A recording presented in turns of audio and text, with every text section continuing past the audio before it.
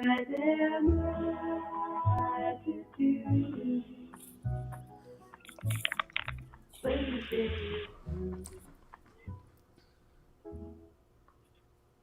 Hi, this is Jackie Russo, and welcome to RazorBranding Podcast Live. This is basically an excuse for me to hang out and play with my friends during the global pandemic. And for your fun and enjoyment, I'm doing it live online so everybody can watch. So today's guest is a special guest, Melissa Bowen. Melissa, welcome to the show. Good morning. Thanks for having me. Thanks for being here. For the people who don't know, Melissa and I have been friends since college. And if you caught our very first episode ever with Michael Russo, he references Melissa because she's the one who set us up on our first date. It's true. Facts. And I can either be blamed for that or congratulated for that, thanked for it. You are both every day. Awesome. Yes, and because we appreciated that so much, we had our first kid on your birthday. And I really appreciate that because it helps me remember Jackson's birthday too. Exactly. But it was like the best 30th birthday gift we could give. I mean, what else? You know, I could give you like a candle or I could give you a baby. Love it. So that's what we went with. And then to return the favor, we set you up on your first date with your now husband. Yes, I love how it all comes full circle to show really choir does. and sorority. Yes. It all ties in. Speaking of sorority, do you want to tell everybody what we did last night? No, I would like you to.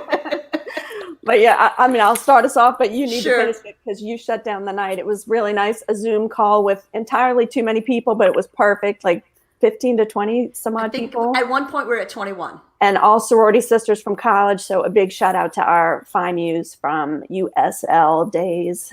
It was special and beautiful and hilarious. And like no time or quarantine had passed at all. I haven't laughed that hard in 30 years. Like my face hurt today. Yeah, it was good for the heart. It was great. And so, you know, Zoom comes with a free 40-minute package. So if you have a free account, you can just be on for 40 minutes and then they'll kick you off.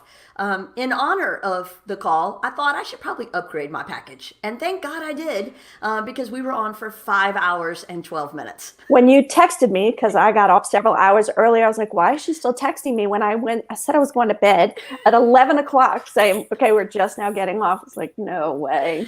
Well, and the thing is, I hosted it, so I couldn't get off. If I got off, it would have ended. So I was in it for the long haul. And thank God, it was amazing. And we had more people jumping on at the end. So there was the last 5 standing, and then we finally had to shut it down. It does show the need for a new normal of Zoom etiquette 101, though. So everyone should get in that class. I think some of our sisters don't Zoom as often during the day as you and I might, because we spent a lot of time talking about the Zoom rules and trying to explain to them how to do things. Yeah, it was awesome. And that was kind of half the fun. So I want to kind of jump into it and talk specifically about the crisis that we're all in this new normal and why we would have to have a 5-hour Zoom call to begin with. So for people who don't already know you, let's start with what was your occupation and how did you do it before the global pandemic began? I am a licensed professional counselor. I am in private practice. I've been counseling for 10 years, but went into private practice about 2.5 years ago. And I have my own office. I'm sorry, I hear somebody else. Your office activity. I hear activity. Right. But I have my own office off Collie Saloon, shared with a colleague, Beth Balmer, and we would have clients come in and out every day. And so it was all in person, live and in person. So counseling in person and groups. I was holding groups at the downtown workshop space next to your place there that you have, and had large groups kind of come in there once a month. So that's what it was looking like as of March 13th. So what did it start looking like on March 14th? How did it change? Pretty drastically and immediately. I made the decision to go immediately into telehealth, which I had not done at all before. So got some training, got the platform, the secure video platform that's offered by my programmer, Simple Practice. Had written consent forms, contacted all my clients to say, this is the shift that I'm having to make for mine and your safety. And then everything was exactly like this ever since then. So I left the office. I'm here at my home. This is my home office. And all my work now is done like this, including one of the groups. They all agreed to continue. And so we've got a 14-person group that meets at least once a month for right now. And the next one will be next week. So it's all online. So it looks just like a Zoom call, but you said it is secure, so it's not the typical Correct. Zoom. Yeah.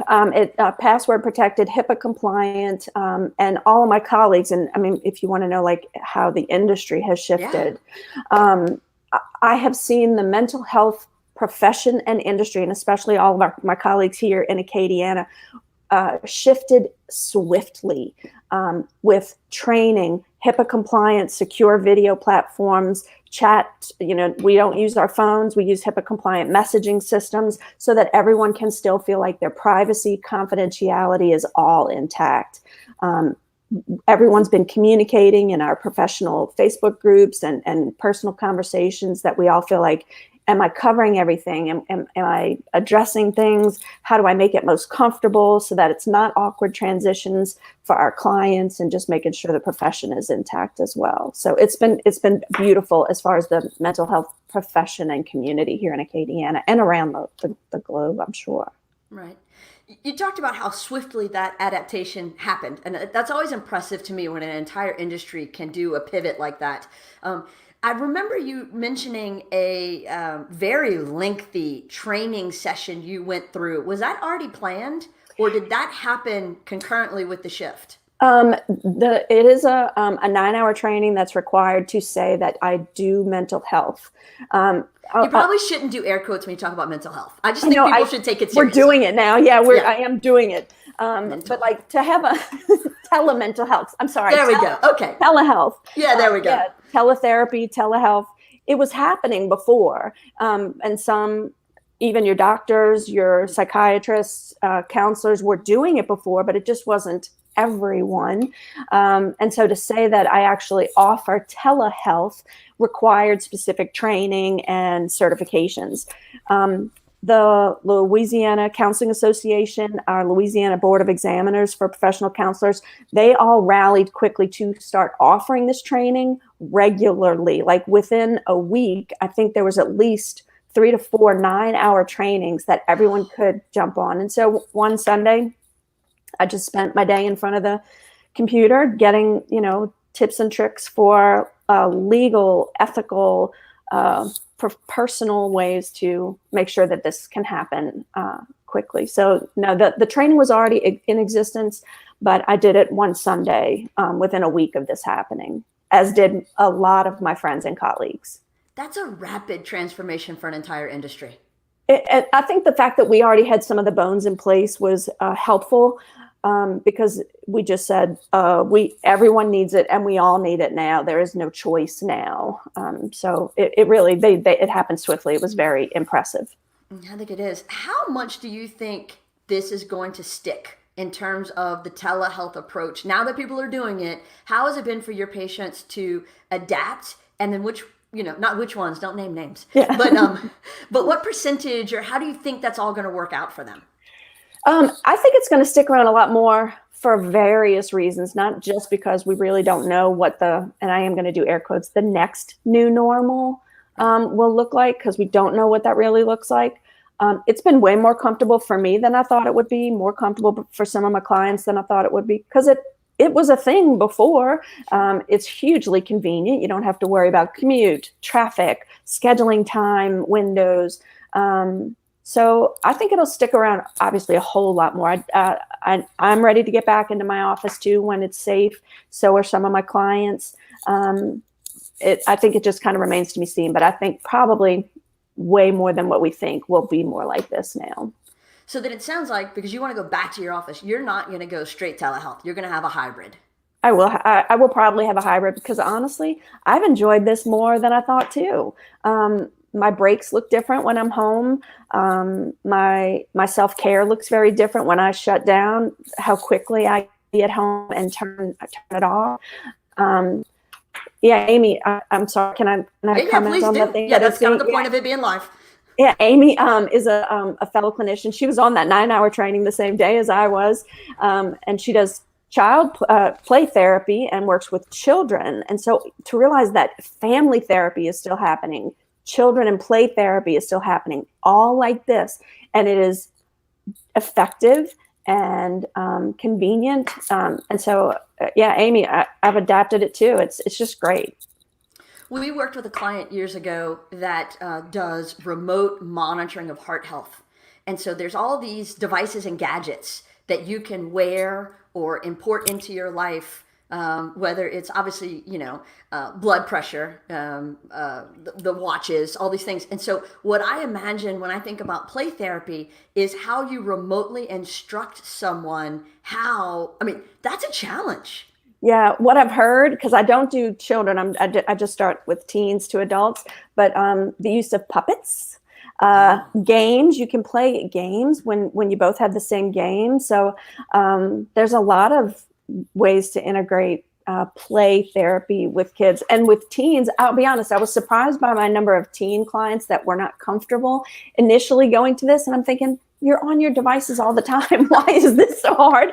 But once I've had that one, you just kind of got to break that ice, and then it's way more comfortable. It's like, this is not as bad, awkward, uncomfortable as I thought it would be. I think what it is a lot of them, like my girls, they'll have like accounts. Like Molly had a TikTok account, and but she didn't want us to know about it, or to see it or whatever, or to participate in it. And, and eventually she let Jackie on it, but it was the idea of they controlled their environment. Yeah. And they controlled who they allowed in and who they would see, so I think it's having somebody outside their circle now being part of their bubble, For me, it's nice because I don't like being around a lot of people anyway. So, I don't like this. Hasn't really changed a whole lot for me. So, yeah, control my space. It's a little bit of both. So, like for the fact that you say that's like, yeah, I'm home and I'm in my comfort zone, and then for others, it's I am letting someone from the outside in to see my comfort zone, and that can be very uncomfortable too.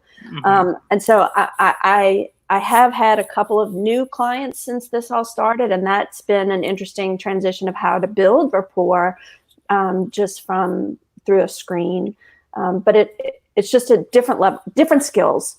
Same effect can happen though, of trust and security for sure. You talked about letting people into your space, and I know you and I talked about this during our friend time the other day. That new Twitter account, Rate My Skype Room. Yes. If y'all have not checked it out yet, I highly recommend it. It's called @RateMySkypeRoom, and they take screenshots or actual photographs of their TVs when people are on a Skype or a Zoom or whatever on the news. And then they rate the decor in the background. So I'm very conscious right now. I'm thinking, I am too. What book can people see? What pictures on the wall? Because, yeah, exactly. Raging Cajun flag. I saw that immediately. Yeah, this is nice. Okay, good. So how are your clients handling this new normal that we're in right now? I mean, what's been the range of emotions and levels of freak out? That's actually been very interesting as a professional to see, and then personally to experience my own spectrum expanding, because you would think that it would all be heightened, which it kind of is. But what I was fascinated with is several of my clients who live with like generalized anxiety disorder and already high levels of anxiety learned that they already had the skills and tools in place to deal with the things that were happening. I'm hoping you're still there, Jackie. Are you still there? Yeah, I'm here. Okay. They already had the skills and tools in place to deal with what was happening. In fact, one of my first clients that I met with after that said, I got this. The rest of the world is just coming up to the level I live with on a daily basis. And so I found that very admirable and impressive. And I was able to communicate that to some others that were able to own that kind of power too. It's like, if you've been dealing with it, you've got skills and tools already that you're using. Because, I mean, if I can just offer this, anxiety and fears, they serve a purpose. It says something needs to be addressed, or, something is concerning. And frankly, right now, something is a big something. And so our anxieties are going to serve a purpose. They're going to tell us what I need to address or take care of or plan for to keep myself safe and protected and healthy. And so we got to learn the balance between creating that safety and avoiding chaos. And so that's creating some stability. So it's just creating a balance. So it's not avoiding anxieties or fears altogether. It's learning what purpose they can serve for us. I've heard that from a couple of people who are in therapy and have said, I've trained for this my whole life. Mm-hmm. Like, this is my time, because the rest of y'all don't have the capability to handle all this. This is how I live every day. Yeah. Yeah. And then so the other side of the spectrum, people who are surprised at how much anxiety, I guess, happened, or fears or sadness, because loneliness can kick in. And there is just a wide spectrum of all the things that come with this very unknown, uncharted territory. And so it's important everybody kind of checks in with themselves to figure out, what is it that I need right now? Because my quarantine experience does not look like somebody else's, not the people I see on social media, not my neighbors across the street. And so it's really important for everybody to acknowledge for themselves, what do I need right now? What am I going through? My fears, my grief, everything is okay that I'm feeling, so that I can know what I need to move forward and whatever the next step is. Right. Well, that's what we talked about the other day, and I've seen this floating around on social media. We may be all in the same storm, but we're not in the same boat. Mm-hmm. I think that resonates a lot with me. Yeah. So take care of what is in your boat, but then knowing that the people around me are also in the same storm could be comforting. So find that for what it is. But figure out what your boat specifically needs. Yeah, I liked that too. Yeah. So Michelle Vadrine says, when this is over, I think some of these new norms will become normal for us. Which things do you hope stay, and which things do you hope go back? Boundaries, self-care, family time, play, music, the levity and joy that I've seen through music videos and people reading and cooking and exercising, and only a fraction of which I'm actually doing, but I'm more in the boundary, sit outside. Oh, this is lovely. That. Right. So I think those things, because those are guideposts of wholehearted living, laughter and play and rest. And so for me personally, the natural boundaries that were automatically set were huge. So I got to figure out, what do I want to integrate when this is over, when we're on the other side of it. So those kind of things I hope can stay. Right. What do you hope comes back? What do you miss? What are you looking forward to getting back? Music, theater, concerts, hugs. I've never really been a toucher, to be honest, but I've found an odd need for hugging people. I make my kids hug me every day. That's great. Yeah. I mean, like, we do it anyway naturally, but now I'm like, oh no, I need a fix, because I usually get it multiple times throughout the day from meetings and just, my general life. And now it's like, okay, it's 5:00 and no one's hugged me today. Line up. Right. Yeah. I'm looking, like Kara said, bring the simple things. I think I'm hoping that we all have found a new appreciation for things that we've kind of taken for granted. But I'm looking forward to groupness, community, that kind of thing. Right. But I know we've got a lot of healing and not just like emotional, mental, physical, financial. We've got so much farther to go, for sure. Right. Thanks, Teeny. So, do you know each other? Christine. Okay. Yeah. So Christine McGill, who I know as Teeny Laurel, and I went to grade school and high school together, and she is also a therapist in town. Oh, okay. Well, nice to meet you. Yeah, y'all probably need to hook up at some point and that would be great. Refer. Yeah. So one of the things that you and I have talked about is what people can be doing for self-care. And, so I have a coworker this morning, and what are we, 5 weeks in now? And she's like, I'm done. Like, I'm done. I'm over it. It's over. I had that 3 times yesterday. Well, that's the thing is, I see people reaching it at different times and in different ways. So what do you see as you actually help people go through this every day? What are you hearing? What are they feeling?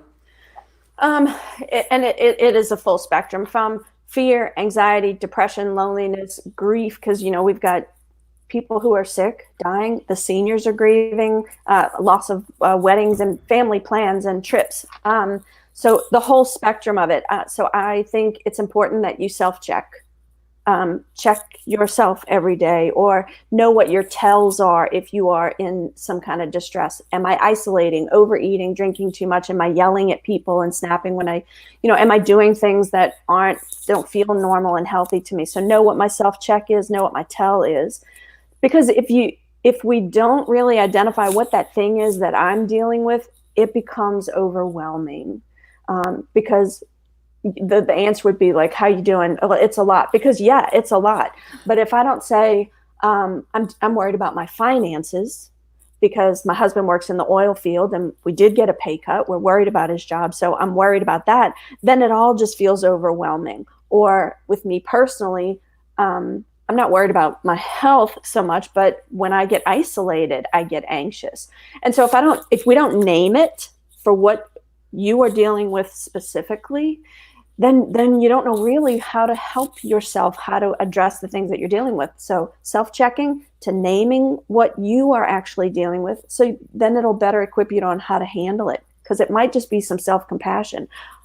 You might be feeling bad that I haven't fed my kids vegetables in weeks.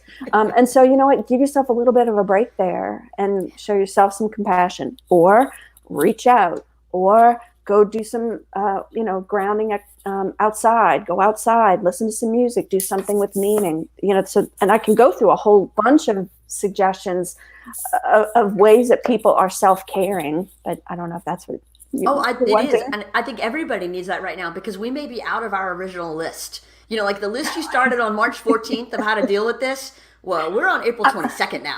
Yeah. Zoom might get old here soon. And, if anybody does either hear this either live or later, I would almost even encourage, use this forum to just type in what you are doing, because it does look different. But I would say, find the people that you can talk to, not just for healthy distractions, but that you can say, I'm struggling today. So somebody to connect with, doing something physical. And that could even be just stepping outside, getting fresh air, chugging a glass of water, just getting in touch with some of your physical body, taking care of you physically, mentally, emotionally, and spiritually. Doing something with meaning, helping someone else, the whole volunteer, all the charity, volunteering, serving, that gets us out of ourselves, and helps and helps others. So that's a huge way to do some self-care. But Mike, you wanted to chime in? Is it hard? Like right now, though, it seems like I was talking to somebody yesterday. There's no escaping it. That's the thing. It's like every time you talk to someone, that's the first thing that comes up. It's hard to avoid. It's on your news. It's on everything that you see. Your Facebook feeds. You're bombarded with this, and there's no escape. There's just no escape. I would propose that you have to monitor your input. Full disclosure, I stopped watching the news a while ago. I asked Jackie to be my news filter because I emotionally just can't take that much input of that kind of stuff. And I had to ask myself, what of it is beneficial and what of it is just fueling some obsessive things that I can't control? If we encourage each other to focus on what you can control, that puts you in a power seat. Well, I can control what input. And so I look for only what I need to know. Is the stay-at-home order going to be lifted after April 30th? So then I got decisions to make.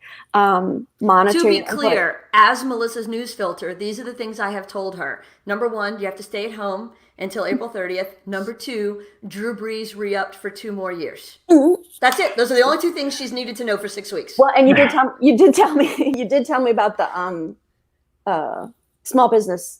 Oh, and the small business loans. That was the third part. Yes. Yeah, so 3 things that have mattered in 6 weeks. Yeah. Well, I think right now though is like I was talking to you, Melissa, the other day about this. Is that people like me, if you don't know me, like this is a normal. I overthink and I upset. Like I'm a warrior, I guess, about the world and not really conspiracy theories or something like that, but like just these things are always on my mind of things that are how the world affects little things. I think people like Jackie who kind of live in the moment are normal, I guess normal people, are struggling with this maybe more because they're thrown into a world that they're not maybe comfortable with all the time. Like I feel like, for me, like, not that this is normal, but I don't know if that makes sense. You know what I'm saying? Like this. You've been prepping for this your whole life. No, I wouldn't say that. But you live at a level like you are not more comfortable, but more used to this kind of level of let me prepare, let me find the things I can control. Anxiety. I live in a world of anxiety in a way, and so I think other people have been thrown into a world of anxiety and they've had to deal with it in a whole another way. Everyone, yeah, and to your point about like we can't get away from it, Mike. I think back to Katrina, and I don't mean to. When I think in my conversations, I refer back to Katrina a lot because it was such a big, obviously event in my family's life. But that was every conversation, and I learned not pretty quickly, years.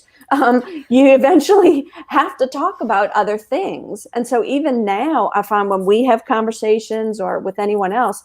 Yes, we're going to talk about this. There will be life pre-COVID, pre-corona, and post-corona.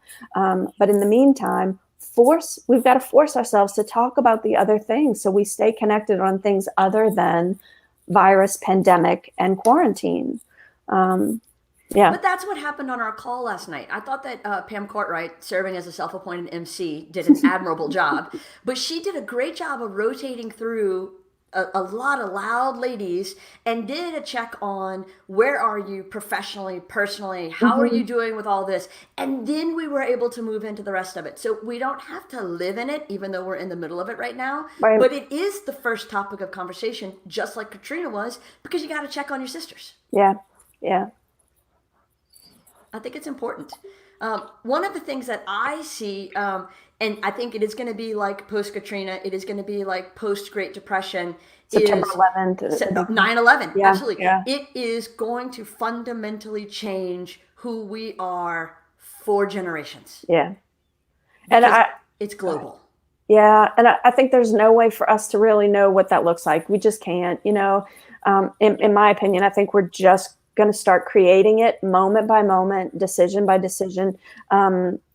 I love the book that I have over there, the Viktor Frankl's The Meaning, Man's Search for Meaning. It's about his experience in Auschwitz. And he just says how we just have to answer what life is bringing to us moment by moment and what's life bringing to me moment by moment. Not even everyone, but my decisions are what life is asking of me in each individual moment. Yeah, it'll be interesting to see a decade from now, which we never could see after September 11th or Katrina or even the oil spill, the anniversary that was, there was no predicting how life would be created after that, but we're just going to do it day by day. Right.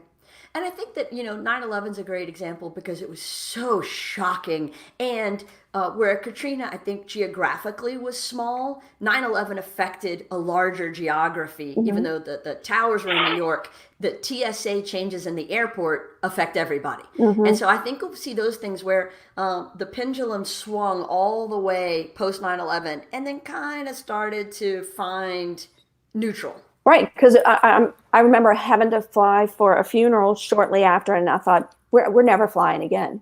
Right. There's things that we think I'm never going to do again. So we don't know what Saints football season looks like right now. I don't know when the Sanger will come back. Don't know, even just Little League baseball or, local concerts or church or those things that we were used to people. We don't know what that's going to look like. It will. We just don't know, and it's going to be hard to be patient with recreating that. Well, with 9/11 too, I think it was the emotional toll that it took on the whole country, and because if you remember back to that time, it was, is it over yet? What's next? Are we all safe? And every time you went to a public gathering, you thought about those things, and it crept into our consciousness. That's everything now, and that's everything now. Everything you just said is exactly now. Yeah, I went to the store the other day, and I didn't have a mask at the time.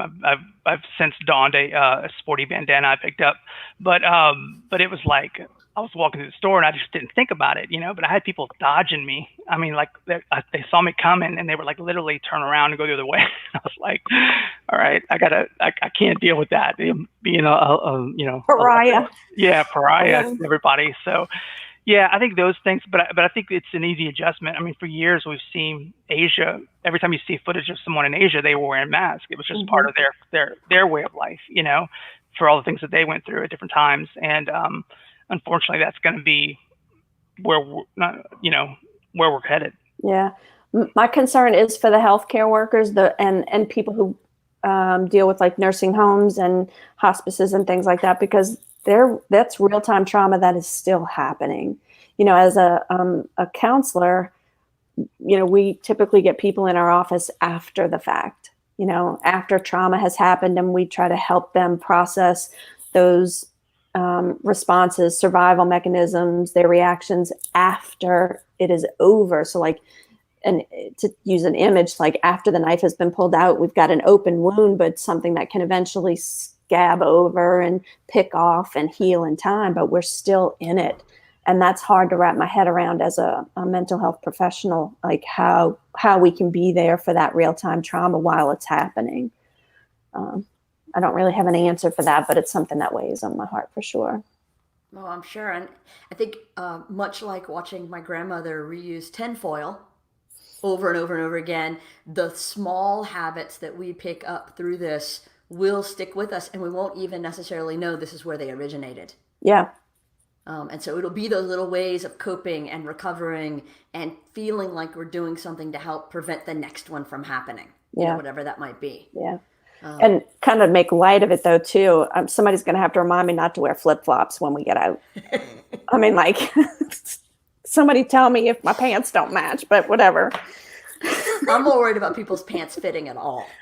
Not going to happen. I stopped worrying about that 5 pounds ago. The COVID-19 is real. It is. So as we transition from talking about the pandemic to the star of our show, any other parting words on the crisis and what people need to do to seek help and make sure that they are as healthy through this as they can be? If you're doing it for yourself, definitely the self-check. Identify what your need is and get that for yourself, for whatever that is. I mean, I'll even post, Jackie, if you want, a whole host of suggestions. I mean, Google that. You have a need, Google that. You can find Pinterest, videos, YouTube, everything that will address exactly something you are dealing with. But I will say this, the mental health professionals are here for you. And I'm speaking even in Acadiana because I know firsthand, we are available and accessible. There is no reason why no one should not get support from an objective, trained, educated, compassionate individual, because I know they are on the other side of every phone and computer right now. And I will say something else. Insurance companies have kind of stepped up to the plate too. I don't know about all of them, and I'm not going to make any guarantees or blanket statements, but Blue Cross is covering telehealth. Like even if you had a copay, I mean, again, no guarantees, but I was so impressed by how our counseling association, our board, and insurance companies have stepped up too. So there's no reason not to get help, especially now. No one has to go through this alone. So please get help as you need it. So if someone is seeking help, do they just Google therapist in Lafayette? Do they go to Psychology Today and look at the recommended professionals nearby? What are the process? Yeah, if you have insurance, I would say go there first. Go to your provider list because that's your list of people that your insurance company is going to cover. Acadiana has a huge professional population of people who also take Medicaid and Medicare. And so to look through, those providers. Psychology Today, it is not an exhaustive list, but you can filter professionals. It's a place where professionals pay to have their profiles on there, but at least it's a resource where you can read about people and see who you might be drawn to, and even filter by insurance, age, demographic, and need, etc. Shad David Baudouin. Melissa is an amazing counselor. Well, Shad David Baudouin is also too. I refer to him also. So he is thank delightful. You. Thank you. He is awesome, but his wife, that's a big marry up right there. Big time. Oh, look, Amy Romero's putting together a parenting package for discipline that's personalized to each parent-child dynamic. That's awesome, amazing. Amy, Yeah. if you're going to be publishing that and you want to put a link to it in the comments when you're ready, that would be awesome because I know people could really benefit from that. I think parenting during this time is its own set of challenges. Yeah. Yeah. Oh, yeah. David agrees that he married up. He knows. Like you're thinking, oh, he's agreeing about the parenting? No. Yes. He's agreeing about Tara. Yeah, I think he was agreeing with Amy's comment. Come on. David, I'm with you. Oh, you two know that David married up. Tara's amazing. We've all married up. Let's be honest. We wouldn't all be here, men-wise. I married up. I don't know. I think Cody Bowen married up. But sure. Yeah, Amy, I mean, I wish I could list like all my counselor friends who do work with children and parents because they're doing such creative things, not only with having littles on the other side of a screen, but families and helping them with parenting. So again, really, there is. Oh, look, Tara Baudouin's chiming in. There's Tara. So there really is no reason why someone should not be without some objective support right now. Right. No, I agree. Leslie Little asked Amy if it's going to include college age. Leslie, at the Russo house with 2 in high school and 2 in college, we so far have just managed to keep them fed. So I'm not sure what else anybody's supposed to do right now, but it's like 9 meals a day. Yeah. College, you've got people who are making their own decisions anyway, as ill-informed and immature as it is, their brains aren't formed anyway. So I think you're responsible. Yeah, I think as a parent, that's really your only responsibility: shelter and food. Yeah. Well, that's about all they want, it seems like most days. Yeah. And to give my kids credit, they have adapted and adjusted very well, and I'm very proud of how they've tackled this, possibly better than their parents at sometimes. Last night when we were on the marathon 5-hour Zoom call, I started receiving pictures from Michael of our bathroom, and I couldn't quite figure out what was going on until I realized Molly was cutting Jackson's hair. Yeah. Oh, yeah. Oh, well, she did. I took over at some point, and because the fear in Jackson's eyes was really real, and she was so nervous about messing it up. So anyway, I took it over, and all of a sudden, I swear, I was transformed. Jackson was 6 years old again, and I had a pair of clippers in my hand, and I was cutting his hair. And just like before, like what normally happens, it would start off fine, and I give up for professional hair cutters because they are trained and skilled professionals, and no one else should attempt it without the training. Because all of a sudden, I would like slice through a big chunk, and I'd be like, oh my God, now I have to shave the whole thing. And he was terrified of that at the same time. And so I was just going really gingerly, but it was like all of a sudden my 21-year-old boy was bald 6-year-old kid. Well, no, but he was a kid again, and I was his dad again. And it was a really neat moment because we were all transformed in that. And something that I haven't done. I haven't cut my son's hair since he was a baby, And that's a beautiful thing. It's things like that I love that we are able to do or experience and treasure. No, and you hate to say, like Jack and I talked the other day, and she said, what are the good things that have come out of this? And I was like, it's hard to find them, but I guess if there was a silver lining, it's that our life has been transported back. I mean, we have family dinners now every night, which we haven't had in 2 years. And that's not transported back. You're creating it in real time now. And I don't think it has to even feel like silver lining because can I curse on here? We're in a shitstorm. I mean, this is hard. There's nothing that's not hard. This is hard. Just because we can find the good in it, like Mr. Rogers says, look for the helpers, look for the good. There can be, and that's beautiful. That is it like Jackie, when I posted with you back and forth the other night, it's both and, not either or. Just because I'm going through this sucky does not mean something awesome can also happen. It's both and. But I think there's also some sense of, and I don't know if it's guilt or the sense that it's a global pandemic and people are dying and healthcare workers are giving their lives on the front lines every day. So we should be suffering through this. So when it's a beautiful day and we're on a walk, or it's a fun family dinner, or there's a new client, it's like, oh, now there's guilt. What does that guilt serve them? Right. The people that, that as soon as you throw in the word should, then it stops any authentic experience whatsoever. But the guilt, our feeling bad about the others, does not serve them. Our experiences can happen at the same time. I can have a friend that's in tremendous grief, but each experience is unique and authentic to what it is. And we shouldn't diminish our experiences just because they're different. As soon as we go into comparing it all, then we lose the genuineness of what we are experiencing, because someone's always going to have it better. Someone is always going to have it worse. And it's important that we stay authentic to ours. Well, and to be clear, just to follow up on our family gatherings, it is not the Beaver household or the Brady Bunch, because it always starts good, and then somewhere along the line, somebody runs off unhappy. So, and it's not always Mike. Sometimes it's another one. It's never me. I am the dad. I'm in control of all family situations at all times, and they respect me and my authority. This is not comedy hour, Mike. We're talking mental health. Reality. We're talking about reality.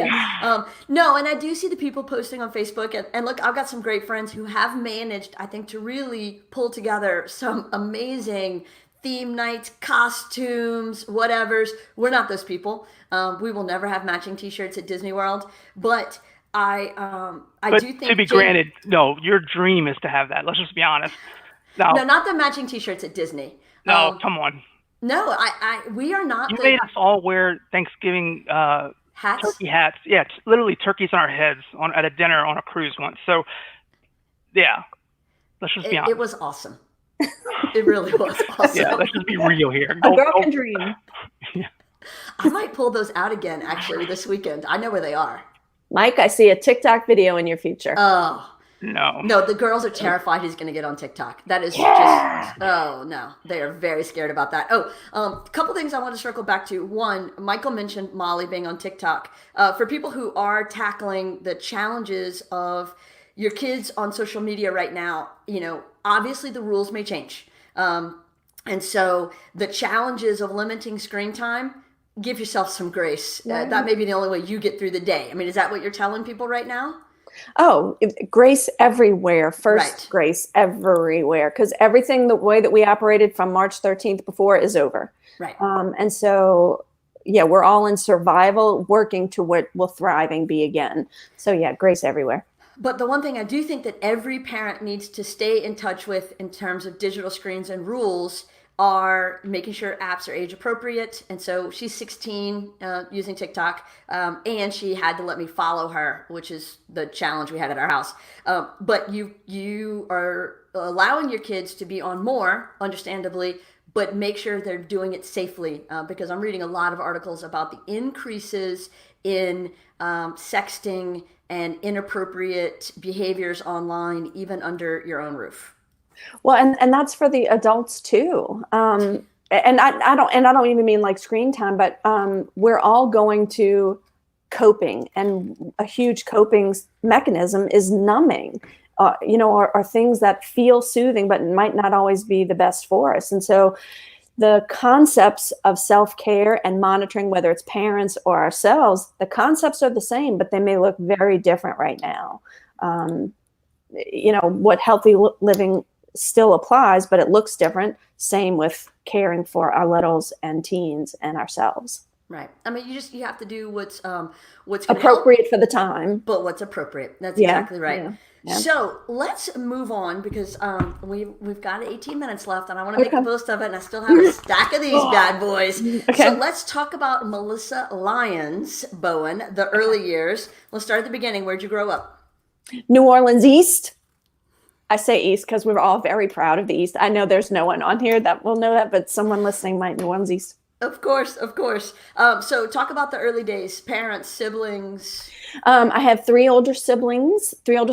They were all 16 years older, 16, 17, 18 years older than me. So I kind of was raised an only child, but with siblings later. So that was awesome. My parents were good. My mom was a teacher. My dad was human resources. I went to private girls' school until I came to USL. And then, am I going beyond USL? No, you're good. Okay. Yeah. So how did you get New Orleans to USL? Like, why USL? I'll be honest, I didn't really think I was going to stay. But then one semester in, Laura Jane Adams, now Latino, and I were roommates, and it just stuck. I got into FIMU. I ended up loving USL and all my time there. The dance department, FIMU, and then show choir, and the rest is history. So on Michael's interview, he talked a little bit about show choir. And, it all comes back to show choir, but yes, continue. It all comes back to show choir. And he felt the need to distance his show choir experiences from the show Glee. So what are your thoughts?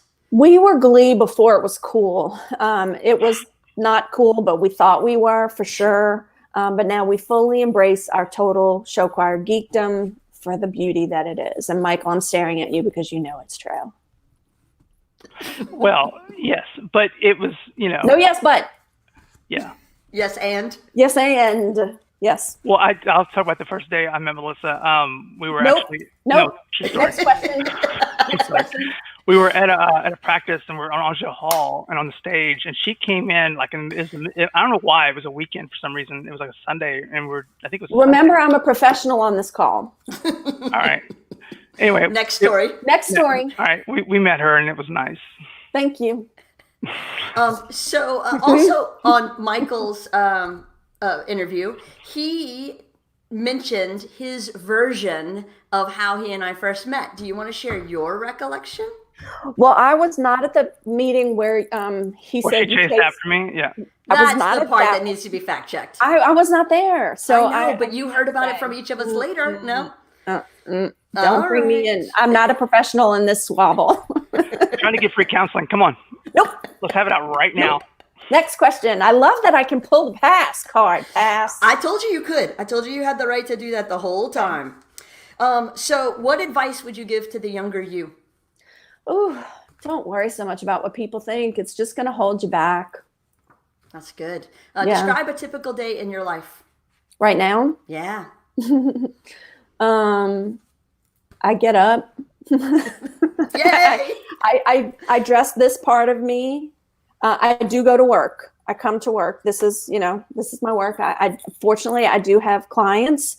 I'll be honest, my job has shifted a lot. We're seeing a lot drop off and some come in. So it's not all that stable, but I'm grateful for what it is. So I do go to work.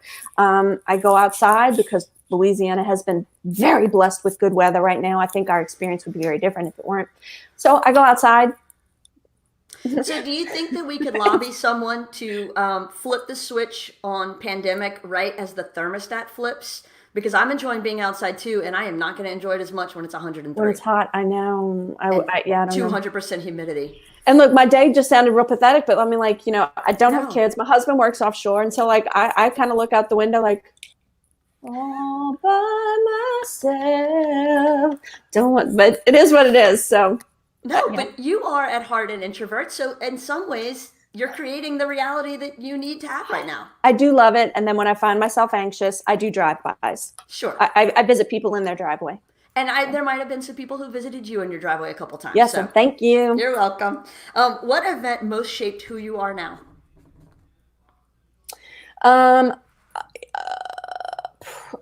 My go-to event is probably...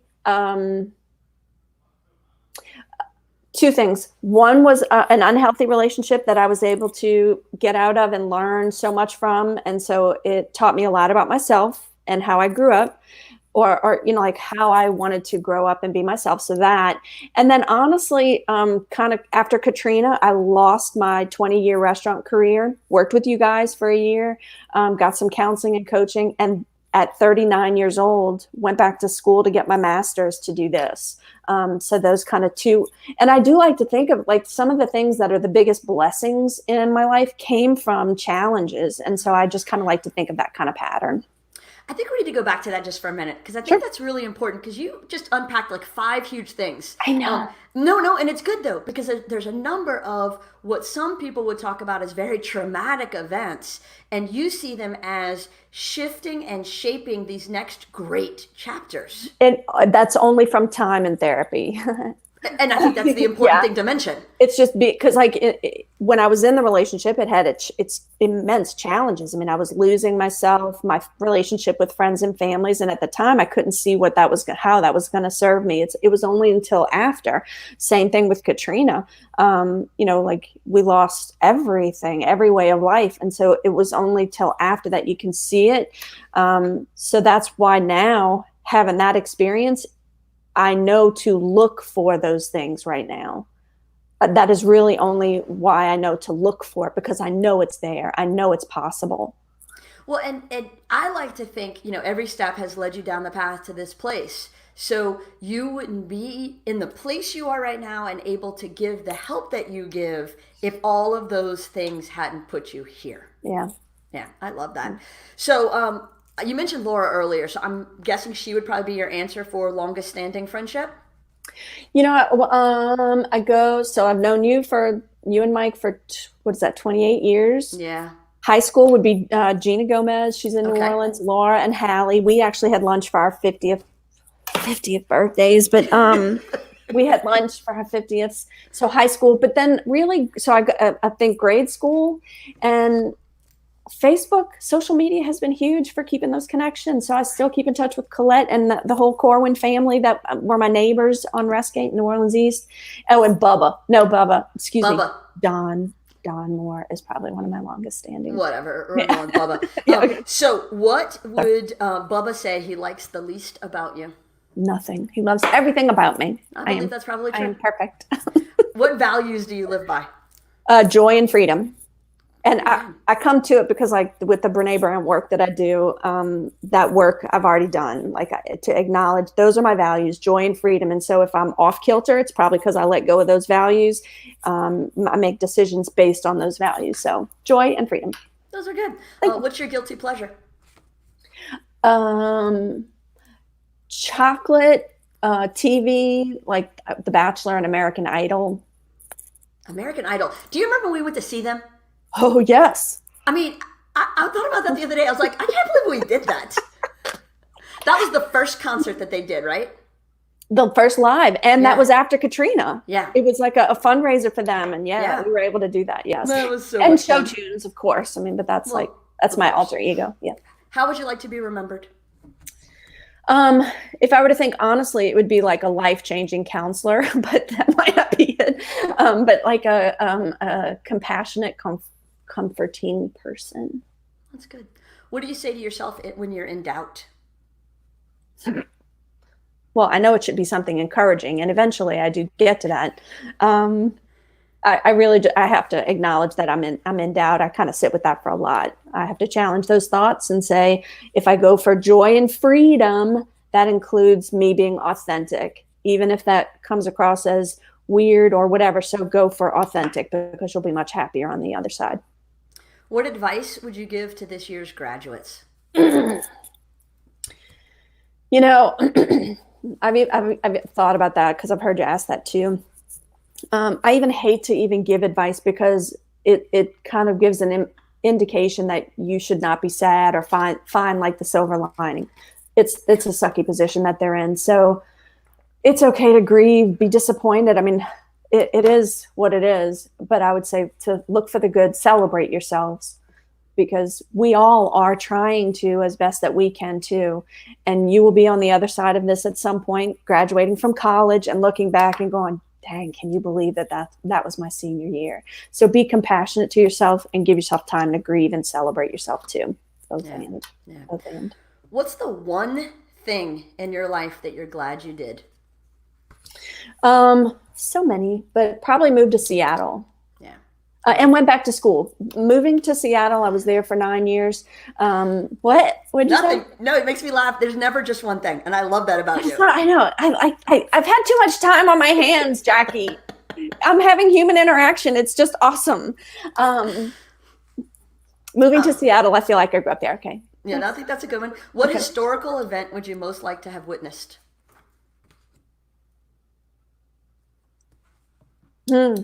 I may have to take a pass, or I'll come back to that. It's the Beatles playing live. Come on. Oh God, yes. I can answer these questions for you. Wait, did I? Yes, the Beatles playing at even Tad Gormley Stadium Right. when they came to New Orleans. Yeah, the Right. Beatles playing live because you think historical and everything you think of is like dramatic and sweet. Death and dying. I don't want to be at any of those. Right. Yeah. Yep. Yeah. Beatles playing live. I knew that. Woodstock. Ooh, but then that would have been muddy and wet. But yeah, the Beatles playing live. You would have suffered through the muddy. And I would have totally. Yeah. Okay. What's the best mistake you ever made? Yeah, probably Prince of Darkness. There was forgiveness there, so I'm being kind about it. Okay, sorry. Yes. I don't call them mistakes because Right. I know that even if I do make a mistake, it'll course correct and it'll be an opportunity for learning. So I really don't see them as mistakes anymore. So yeah, I don't really see it as mistakes anymore. It was that's good.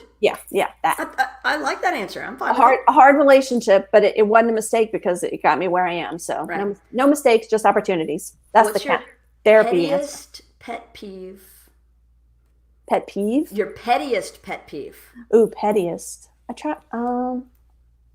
The first thing when I hear pet peeve, I think blinkers. People's irresponsible use of blinkers. Learn how to use a blinker. It does not mean I'm getting over. It means I want to get over. Let me in, please. But pettiest, I don't know. Okay.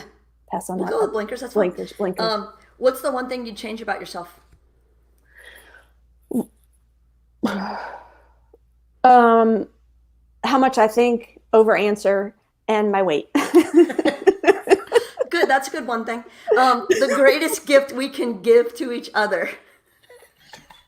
Acceptance and space to be you. That's good. What's the greatest gift we can give to ourselves? Same. Yeah, exactly. Same. What question do you wish I'd asked? Hey, did you? Does everyone in Acadiana know that you're the only certified Daring Way facilitator of the Brene Brown research? And what would your answer have been? They do now. Yes. Okay, 2 cards left. That means it's time for the lightning round. Okay. 1-word answers. One. Okay, one word. I got it. These are your favorites. First thing that pops into your mind. Favorite place on earth. See, New Orleans. Ooh. Favorite movie you can't turn off. Singing in the Rain. Favorite TV show to binge. Parks and Rec. Oh, good one. Favorite book. And I know you mentioned the one earlier, so you can go back to that or a new one. Which one did I say? Oh, no. My favorite book is A Prayer for Owen Meany by John Irving. Oh. It makes me laugh and cry. Okay, we're pausing your lightning round for a minute. Did I ever tell you how I first got that book? Mm-mm. So I was in Rhode Island when I lived up there that summer, and I was working at a bed and breakfast in Wakefield. Very formative time in my life, as you know.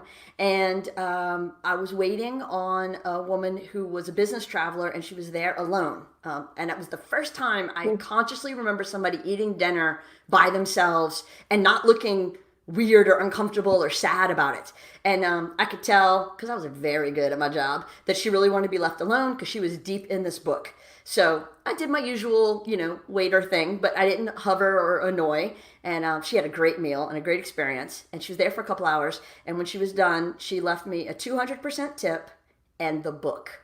And I still have that copy in my study today. I read it in 2 days and I reread it every couple of years. It is absolutely one of my favorites. Yeah, me too. I'm not a reader really all that well. And it's the first book I read that was for choice, I guess. Right. And it was my first year in Seattle. It kept me company when I was laid off and alone in a strange city. But yeah, it was awesome. John Irving. Now, as a baseball mom, there's some parts of that book that make me very uncomfortable. Yeah. Yeah. Okay. Favorite podcast? Other than this, Of course. Invisibilia, NPR. Ooh, I don't know It's that fascinating. one. Yeah. Okay. That's I'm fascinating. going to go find it. Favorite car? My Jeep Grand Cherokee that I bought in Seattle. Yeah, that was a But good one. ever? I'll That's keep a that good answer. answer. Yeah. That's Okay. Favorite musician? Beatles. Favorite song? By them or someone else? That's too hard. Okay. Favorite sport? Saints. Favorite meal? And not football. No, I know. I was clear on that Just answer. to clarify. Okay, what? What was what? Favorite meal? Whatever somebody else is cooking for me. Yeah, buddy. Favorite Oh, leisure? but like Central Pizza's Pauly, I would accept every day. Yeah, that's a good one too. Okay, so plug. Favorite leisure activity? Probably TV, movies. Yeah. Favorite way to treat yourself? Treat yourself. Exactly. Ice cream. Yep. Now, last card. These are the questions from the famed Actors Studio. Ooh, then let me assume a position. Okay. So, although you've never had the opportunity for James Lipton to interview you, Rip, this is my, well, no, not anymore. He passed away. Oh, okay. Like 2 weeks ago. But this is my version of it. You know, this is, I know. That's what I said. I honor him as he honored Bernard Depardieu or whatever. So, your favorite word? Least favorite word? I don't think I have one. Okay. What turns you on? Like when people are real. Okay. What turns you off? Exactly the opposite. Yeah. Like when, fake. Sound or noise that you love? I love musical chords and singing together. Nice. Sound or noise that you hate?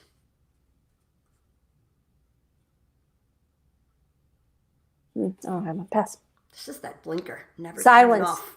Silence, maybe. I'm not good with I'll go with that. Pauses. Favorite curse word? I don't curse.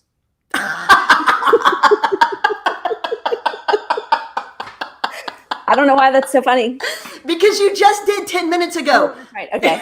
I string 3 together and it's very satisfying. But it is. They are very. What profession other than your own would you like to attempt?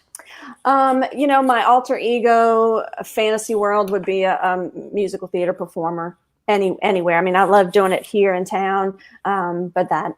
Yeah. What profession would you not like to do? Math. Yeah. Anything with it. Why am I? Wait, Lindsay Perry's calling me a liar. Lindsay Perry, why? Clarify. Liar about what? Hold on, Lindsay Perry. Let's give her a chance to type it out. What am I lying? Because then I'm going to do the big finish question. Oh, shoot. Michelle also knows that you like to curse. Oh, that. Okay, never mind. All right, Lindsay. Oh, that's what it is. Don't type it, Lindsay. Don't type it. Block Lindsay. Next question. Big finale. When you arrive at heaven, what do you want to hear God say at the pearly gates? I told you were good the whole time. I loved you the whole time. Oh, that's the perfect finish. I loved you all the whole time. Thank you for your time. We appreciate this hour. Thank you for having me. Thanks. Thanks for your friendship. Thanks for what you're doing. Thanks for having me, especially for the opportunity for everybody to say, for mental health in general, to say, please reach out. Reach out to your friends and reach out to a professional if you need it. Nobody has to be alone right now. And thank all of you for tuning in, watching live, listening later on the podcast. If you have suggestions of future guests, I'd love to hear it because I'm booking them up and I like doing these things and they're going to last as long as they're fun for all of us. So thank you all for your time and I hope that you can stay healthy and really find a way through it and let the changes that this brings in you hopefully be positive ones. Thank you all very much. See you next time. What am I to do? Wait a minute.